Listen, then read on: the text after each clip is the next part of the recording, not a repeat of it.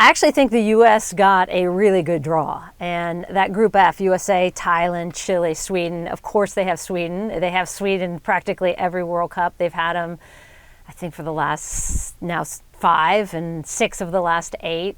And that is interesting in that, of course, the United States lost to Sweden in the quarterfinals at the Olympics. And so that is very top of mind. And I would even argue it's what changed the development of the U.S. national team and the composition of the U.S. national team, because after they lost to Sweden in the quarterfinals, the first time a U.S. team has ever gone out in a world championship before the medal rounds, they realized, Jill Ellis, the coach of the U.S. team, that, hey, we need more creative players that can deal with a compact, bunkered, organized defense, which is what Sweden brought in that quarterfinal, you may remember, from 2016 at the Olympics.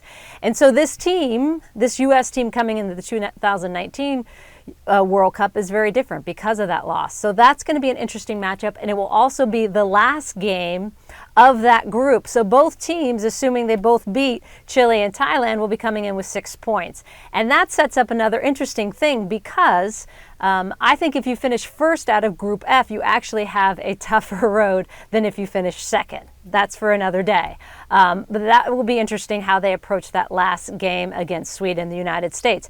As of other interesting groups from this draw, I think actually Group A and Group B, so France's group, the hosts, and Germany's group, the Olympic champions that came in, that won the Olympics in 2016, those are the 2 hardest groups. I think Group C and D are probably middle of the road, hard, but the 2 easiest actually I think are the U.S. group and Group F and Group E. And as for the U.S. chances of winning it all, I mean, for sure they're obviously going to get out of the group, and with the expanded field of 24 teams at this Women's World Cup, as they had in 15, it's not hard to get out of your group. 4 third-place teams actually get through into that round of 16.